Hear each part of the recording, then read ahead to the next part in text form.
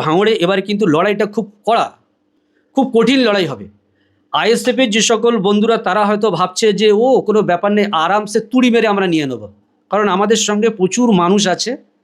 তৃণমূল কংগ্রেসের কর্মীরা তারা মনে করছে যে ভাঙড় আমাদের আরামসে আমরা নিয়ে নেবো, কারণ প্রশাসন আমাদের হাতে আছে। এমন জায়গায় এদের পৌঁছে গিয়েছে, এরা সাধারণ মানুষের সঙ্গে কানেক্টেড হতে চাইছে না। বেশি ডিফারেন্স নেই, মানে আপনি বলতে পারেন 45%, 55% এইরকম পজিশনে আগ পিছে আছে। আইএসএফকে জিততে হলে 1 নম্বর ব্লকের যে 3টে অঞ্চল জাউলগাছি, নারায়ণপুর এবং প্রাণগঞ্জ, এই 3টে অঞ্চলে সংগঠনকে আরও বেশি শক্তিশালী করতে হবে। ব্যামতা 2 অঞ্চলে বুথ টু বুথ সংগঠন তৈরি করতে হবে এবং ব্যামতা 1-এও সেই হিসাবে প্রচার প্রোগ্রাম করতে হবে। তাহলে কিন্তু ভাঙড়ে আইএসএফ আরামসে জিততে পারবে। কর্মীদেরকে নিয়ে মিটিং সিটিং করতে হবে এবং ওখানে প্রত্যেকটা বুথে যদি এজেন্ট বসে ভোট করাতে পারে তাহলে কিন্তু আইএসএফ এক চান্সে ভাঙড়ে জিততে পারবে। তা যদি না করতে পারে, সেখানে যদি ব্যর্থ হয় কোনো কারণে, তাহলে সওগাত মোল্লা এখানে কিন্তু জিতে যাবে। 2026-এর নির্বাচন ভাঙড়ে এবার খুব হাড্ডাহাড্ডি লড়াই। দুটো পার্টি দুই দিক থেকে লড়াই চালাচ্ছে। একদিকে সওগাত মোল্লা, তার সাঙ্গপাঙ্গ নিয়ে তিনি প্রচুর পরিমাণে রণাঙ্গনে ঝাঁপিয়ে বেড়াচ্ছে, বিভিন্ন জায়গায় মিটিং মিছিল করছে। সঙ্গে সঙ্গে নওশাদ সিদ্দিকী মহাশয় আইএসএফের পক্ষ থেকে তার কার্যকর্তাদেরকে নিয়ে তিনিও প্রচুর পরিমাণে লড়াই চালাচ্ছেন। দেখা যাচ্ছে এলাকায় বিভিন্ন জায়গায় মিটিং মিছিল চলছে। কিন্তু আফসোসের বিষয়, যেটা রিসেন্ট যে ঘটনাটা আমাদের চালতাবেড়িয়ায় ঘটেছে, এটা খুব নিন্দকর ঘটনা। একটা কৃষ্ণমাটিতে কিছু গোলা বারুদের বিষয় নিয়ে একটা সমস্যা হয়েছে। আবার আরেকটা বিষয় যেটা রিসেন্ট দেখলাম আমাদের দক্ষিণ বামনিয়াতে, ওখানে বোম বাঁধতে গিয়ে কিছু মানুষ তা মানে আহত হয়েছে এবং মৃত্যুর ঘটনাও শুনেছি। তারপরে আরেকটা যেটা সবথেকে আরও শকিং বিষয় আমার কাছে মনে হয়েছে, যে ওখানে একটা পুকুর মানে ডোবাম ছেঁচে সেখান থেকে বোমা উদ্ধার করা হয়েছে। তো যদি এই সামনে নির্বাচনকে কেন্দ্র করে দুটো দল রাজনৈতিকভাবে তারা লড়াই করছে, অথচ পিছনে দেখা যাচ্ছে যে বোমগুলি, বন্দুকের একটা বিশাল জায়গা তৈরি করা হচ্ছে, তো এটা একটা খুব নিন্দকর ঘটনা। প্রত্যেক রাজনৈতিক দলকে বলবো, সেটা সওগাত মোল্লা হতে পারে, সেটা নওশাদ সিদ্দিকী মহাশয় হতে পারে, এবং সেটা অন্য যে কোনো রাজনৈতিক দলের নেতা, বিধায়ক হিসেবে ভাঙড়ে ক্যান্ডিডেট হয়ে প্রতিনিধি আপনারা করুন, প্রতিদ্বন্দ্বিতা করুন। কিন্তু আপনাদের কাছে করজোড়ে নিবেদন করছি, আমি আমার ভাঙড়বাসীর পক্ষ থেকে, যে আপনারা কেউ এই বোমার রাজনীতি, বন্দুকের রাজনীতি আপনারা করবেন না।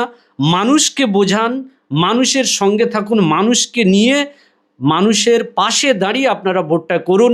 দ্বিতীয়বার আর যেন ভাঙড়ের কোনো মানুষের মৃত্যু না হয়, ভাঙড়ের আর কোনো মায়ের কোল যেন খালি না হয়, আমার কোনো বোন যেন সে স্বামীহারা না হয়, আমার বাড়ির ছোট ছোট বাচ্চারা তারা যেন আর কেউ তারা বাপ হারা হয়। এই দিকটা সবাই একটু মাথায় রাখবেন।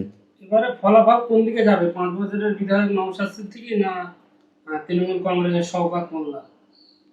দেখুন, একজন রাজনৈতিক বিশ্লেষকের জায়গা থেকে আমি যেটা দেখছি, যে ভাঙড়ে এবারে কিন্তু লড়াইটা খুব কড়া, খুব কঠিন লড়াই হবে।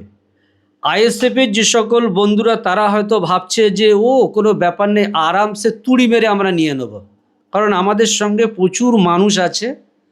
তৃণমূল কংগ্রেসের কর্মীরা তারা মনে করছে যে ভাঙড় আমাদের আরামসে আমরা নিয়ে নেব, কারণ প্রশাসন আমাদের হাতে আছে। এই দুটো দল তুড়ি মেরে তারা ভোট ক্যাপচার করবে বা জয়যুক্ত হবে, এই হচ্ছে প্রত্যেকের ধারণা। এই ধারণাটা এমন জায়গায় এদের পৌঁছে গিয়েছে, এরা সাধারণ মানুষের সঙ্গে কানেক্টেড হতে চাইছে না।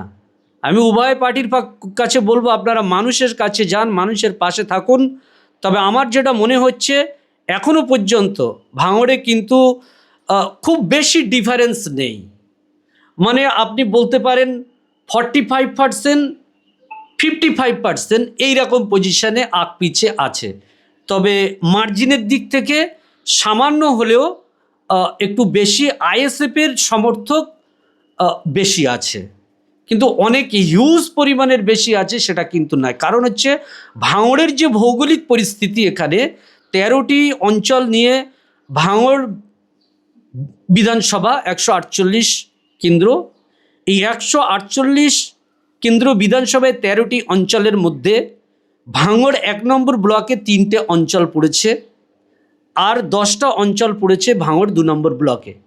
ভাঙড় 2 নম্বর ব্লকের মধ্যে আবার 3টি অঞ্চল বামনঘাটা এবং ব্যামতা 1 এবং ব্যামতা 2, এই 3টে অঞ্চলে এখানে আদিবাসী সম্প্রদায়ের মানুষ বাস করে, এখানে মুসলিম সম্প্রদায়ের মানুষ বাস করে এবং এখানে হিন্দু সম্প্রদায়ের মানুষও কিন্তু বাস করে। মানে মিলেমিশে এই অঞ্চলটাতে মানুষের বসবাস দেখা যায়।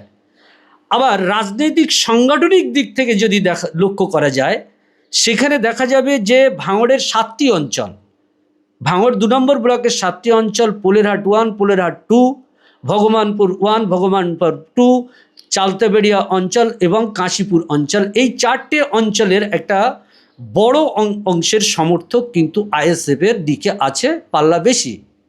এই 7টা অঞ্চল পাল্লা ভারী হচ্ছে আইএসএফের দিকে।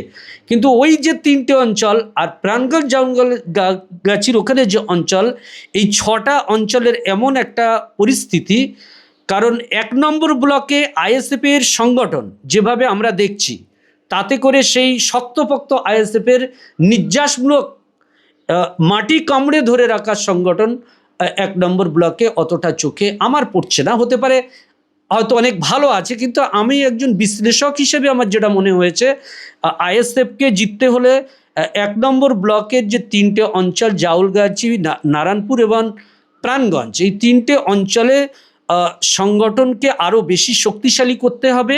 ব্যামতা 2 অঞ্চলে বুথ টু বুথ সংগঠন তৈরি করতে হবে এবং ব্যামতা 1-এও সেই হিসাবে প্রচার প্রোগ্রাম করতে হবে। তাহলে কিন্তু ভাঙড়ে আইএসএফ আরামসে জিততে পারবে। আর যদি আইএসএফের নেতৃত্বে যদি মনে করে যে আমরা এই 7টা অঞ্চলে এমন কিছু করব, বাকি ওদিকে আমাদের মোটামুটি এতে টেনে নিয়ে চলে যাব, তাহলে কিন্তু আইএসএফের নেতৃত্বরা যারা রয়েছে তাদের ভুল হয়ে যাবে। তাদের উচিত হবে যেমন 7টা অঞ্চল আগলে ধরে রাখতে হবে, তেমন বামনঘাটা এবং ব্যামতা 1, 2 ওখানে সংগঠনে যারা দায়িত্ব আছে তাদের উপরে নজর রাখতে হবে এবং ধীরে ধীরে booth to booth, door to door মানুষের সঙ্গে কথা বলতে হবে।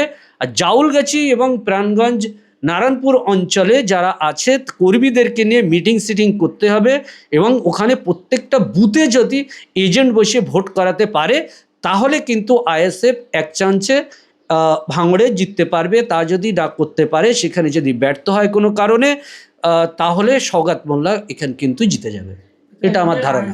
কর্মী সমর্থক আমরা দেখেছিলাম 23-এর পঞ্চায়েতেও মিছিল মিছিলে প্রচুর মানুষ, লোকসভাতেও সেরকম দেখলাম, কিন্তু তারা তো ভোটে কনভার্ট হতে পারছে না, তারা খালি মিটিং মিছিলেই যায়। কারা? যারা আইএসএফ এর সমর্থক আছে, যে মিটিং মিছিল যাদের দেখা যায়, এত লোক সারার শর্তে আমরা দেখেছিলাম 23-এর পঞ্চায়েতে খুব একটা ভালো ফল করতে পারেনি। 2024-এর লোকসভা সেভাবে কিছু করতে পারেনি, তৃণমূল এগিয়ে আছে। এবার 26-এ কি সেটাই হচ্ছে? দেখুন, আমি আপনাকে এই জিনিসটা একটা ক্লিয়ার করে দিই। 2021-এর নির্বাচন বিধানসভা, সেই বিধানসভার নির্বাচনটা ছিল একটা শাসক বিরোধী মনোভাব ভাঙড়ের মানুষ দেখিয়েছিল এবং সংযুক্ত মোর্চার একমাত্র বিধায়ক নওশাদ সিদ্দিক মহাশয়, তিনি ভাঙড় থেকে জয়যুক্ত হয়েছিলেন 26,000+ ভোটে। কিন্তু তারপরে যে দুটো ইলেকশন হয়েছিল, পঞ্চায়েত এবং লোকসভা ইলেকশনে, এখানে পঞ্চায়েত ইলেকশন যখন হয়, নমিনেশন করতে না পারার কারণে প্রচুর পরিমাণের মানুষের মধ্যে একটা ভীত সন্ত্রস্ত হয়েছিল। ওই সময়ে বেশ কিছু মায়ের কোল খালি হয়েছিল, ভাঙড় রক্তে লাল হয়ে গিয়েছিল, যার ফলে অনেক মানুষ আর এই রাজনীতির ভিড়টা নামতে চায়নি। প্রচুর পরিমাণের বুথে বুথে রিগিং হয়েছিল বা ছাপ্পা হয়েছিল, যার ফলে পঞ্চায়েত ইলেকশনে যেভাবে আশানুরূপ রেজাল্ট হওয়ার কথা ছিল সেই হিসেবে হয়নি। কারণ একটা বুথে পঞ্চায়েত মেম্বার নেই, একটা বুথের সমিতিরও মেম্বার নেই, শুধুমাত্র জেলা পরিষদ আছে। তাহলে সেক্ষেত্রে যখন তাদের নিজস্ব কার্যকর্তা থাকছে না, তখন স্বাভাবিকভাবে ভোট কিন্তু সেই ফোর্স থাকবে না, এটা স্বাভাবিক। আর আপনি যেটা বলছেন লোকসভার ইলেকশনে বামফ্রন্ট এবং আইএসএফের একটা জোট হওয়ার কথা ছিল, সেই হিসেবে তারা প্রস্তুতিও নিচ্ছিলেন। লাস্ট পর্যন্ত এসে যখন দেখা যাচ্ছে যে ওখানে জোট হলো না, তো আলাদা আলাদা ক্যান্ডিডেট হওয়ার কারণে মানুষ চেয়েছে কি যে ভোটগুলো ডিভাইডেড না হয়ে যাক। ভোট ডিভাইডেড না হয়ে গিয়ে তৃণমূল কংগ্রেসের ভোটটা পড়ুক এবং তৃণমূলের প্রার্থী সে বেশি সংখ্যক পরিমাণের ভোট পেয়ে পার্লামেন্টে যাক, এই মেন্টালিটিটা এক শ্রেণীর মানুষের মধ্যে ছিল। এবং লোকসভা ভোটেও কিন্তু প্রচুর পরিমাণে ভাঙড়ে ছাপ্পা রিগিং হয়েছিল। তো যার ফলে রেজাল্টের আপ ডাউন এটা থাকবে। কিন্তু আপনি প্রকৃত অর্থে ভাঙড়ের যদি ভোটার বিশ্লেষণ আপনাকে করতে হয়, তাহলে কিন্তু নিরপেক্ষ বিশ্লেষণের জায়গায় এসে দাঁড়াবে 2021 সালের যে বিধানসভা আর এই 2026 সালের বিধানসভা আমাদেরকে ঠিক করিয়ে দেবে যে আসলে মানুষ কাদের সঙ্গে আছে।